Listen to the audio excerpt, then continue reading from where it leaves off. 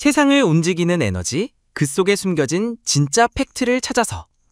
안녕하세요. 에너지 탐사 팟캐스트 그것이 알고 싶당 진행자 지혜입니다. 네, 안녕하세요. 대한민국 에너지 정책의 가장 뜨겁고 또 가장 오래된 논쟁이죠. 오늘 이 문제를 정면으로 다뤄보기 위해 무려 28년 현장 경험으로 이 에너지의 본질을 꿰뚫어 보시는 분이죠. 주식회사 한국에너지서비스 정세일 부대표님과 다시 함께합니다. 부대표님 어서 오십시오. 네, 정세일입니다. 다시 불러주셔서 감사합니다. 아마 오늘이 가장 어려운 주제이자 가장 중요한 이야기가 아닐까 싶습니다. 맞습니다. 바로 원자력 대 신재생에너지.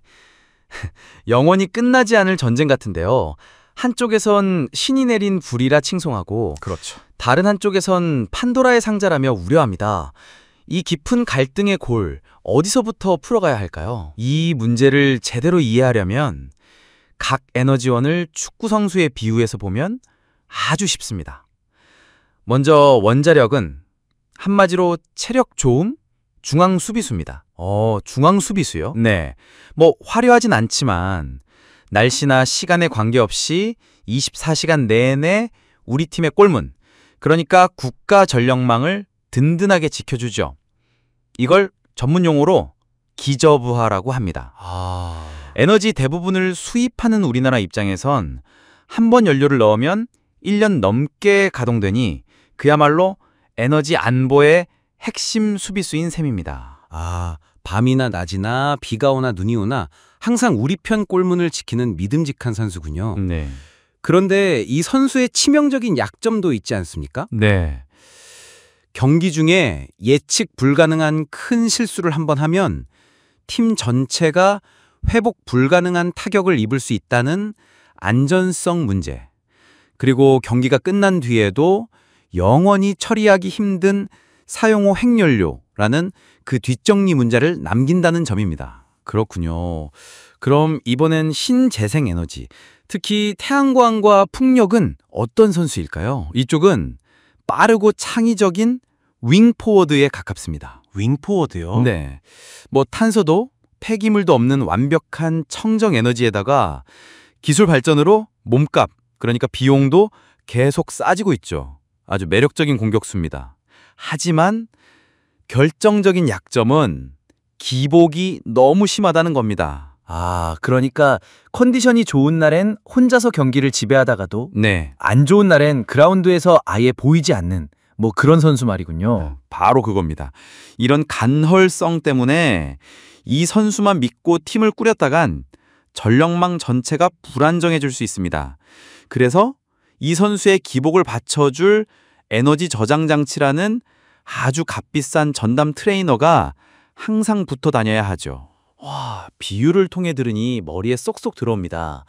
결국 대한민국이라는 팀의 감독 입장에서 든든하지만 위험한 수비수와 빠르지만 기복심한 공격수, 이걸 어떻게 조화롭게 기용할지, 즉 에너지 믹스라는 팀 전술을 짜는 게 핵심이겠네요. 정확합니다.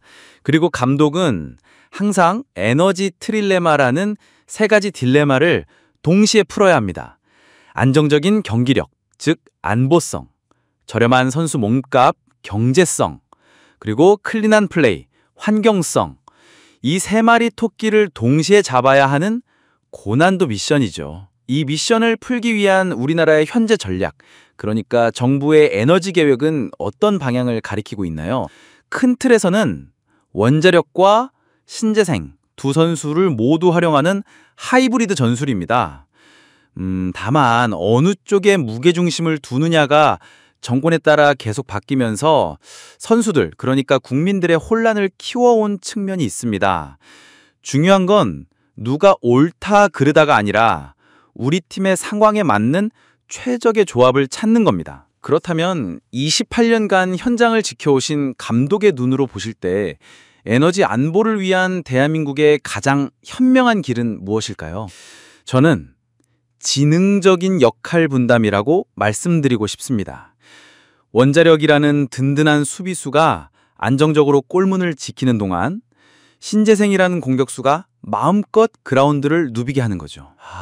예를 들어 심야 시간대 원자력에 남는 전기로 수소 같은 다른 에너지를 만들어 저장했다가 전기가 가장 필요한 낮 시간에 신재생 에너지와 함께 사용하는 겁니다. 아, 각 선수의 장점은 극대화하고 단점은 서로 보완해주는 그런 전술이군요. 네. 그리고 그 전술의 완성도를 높여줄 것이 바로 기술입니다. SMR 같은 차세대 원전 기술이 수비수의 실수를 줄여주고 또 SES 같은 에너지 저장 기술이 공격수의 기복을 잡아준다면 우리 팀은 훨씬 더 강해질 수 있습니다. 오늘 말씀을 들어보니까 원자력과 신재생, 이게 서로 대체해야 할 경쟁자가 아니라 팀의 승리를 위해 협력해야 할 최고의 파트너가 될 수도 있겠다는 희망이 보입니다. 맞습니다.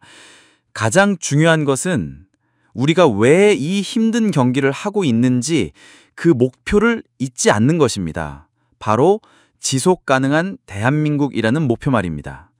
그 목표를 향해 가장 현명한 길을 함께 찾아 나서는 사회적 합의의 과정이 지금 우리에게 가장 필요합니다. 지금까지 그것이 알고 싶당의 지혜, 정세일이었습니다.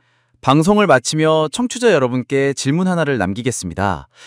미래 기술이 모든 문제를 해결해 줄 것이라는 기술적 낙관론과 지금 우리 세대가 그 책임을 모두 져야 한다는 세대적 책임론, 이 둘 사이의 균형점에서 여러분은 어디에 서 계신가요?